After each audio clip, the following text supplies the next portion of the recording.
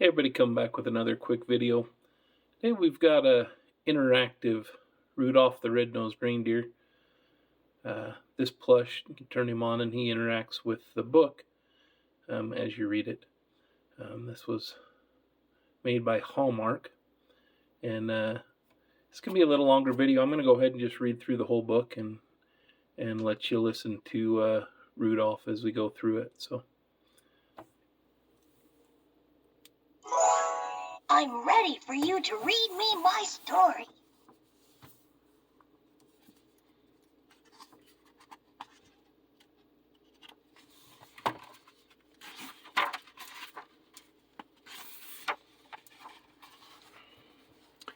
Way up at the North Pole, there is a magical place called Christmas Town.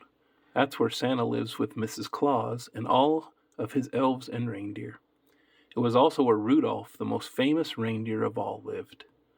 Like all reindeer at the North Pole, Rudolph's greatest dream was to pull Santa's sleigh. But he wasn't like any of the other reindeer in Christmas Town, because Rudolph had a bright, shiny red nose. You don't mind my red nose, do you?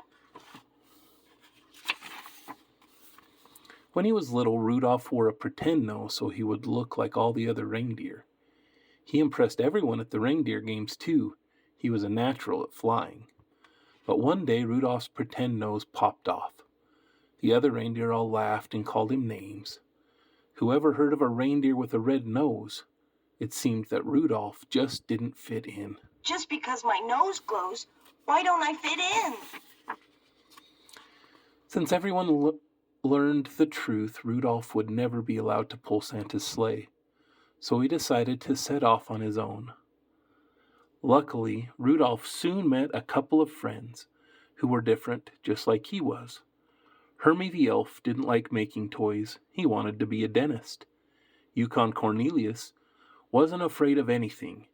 He crossed mountains in wind and snow, searching for silver and gold. Rudolph was thankful he found friends like these. All for one and one for all.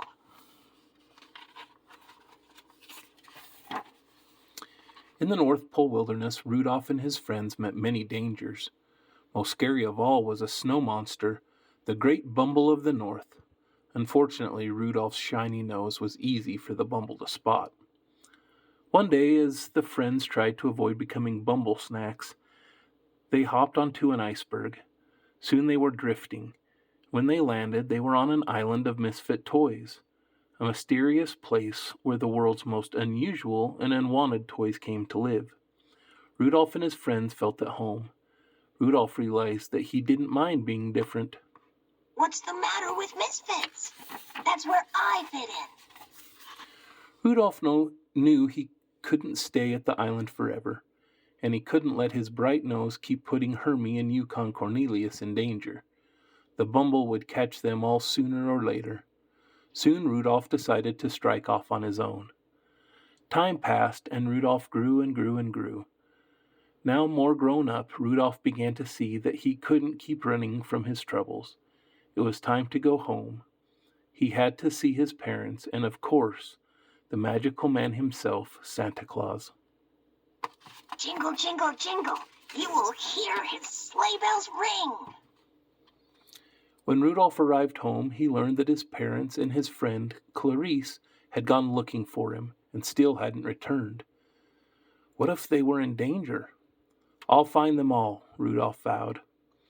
The first place he looked was the Bumble's enormous cave. And oh no, sure enough, there were his mom, dad, and Clarice. This was a huge disaster. Oh no! How terrible! It was lucky that Hermie and Yukon Cornelius happened to pass the Bumble's cave. Leaping into action, Hermie lured the Bumble outside the cave by oinking like a pig. As everyone knows, pigs are a Bumble's most favorite treat. Then crash, boom! Yukon Cornelius pushed a boulder onto the beast's giant head. With the Bumble out cold, Hermie removed every one of his razor-sharp teeth. Rudolph sighed with relief. He was thankful to have friends like these.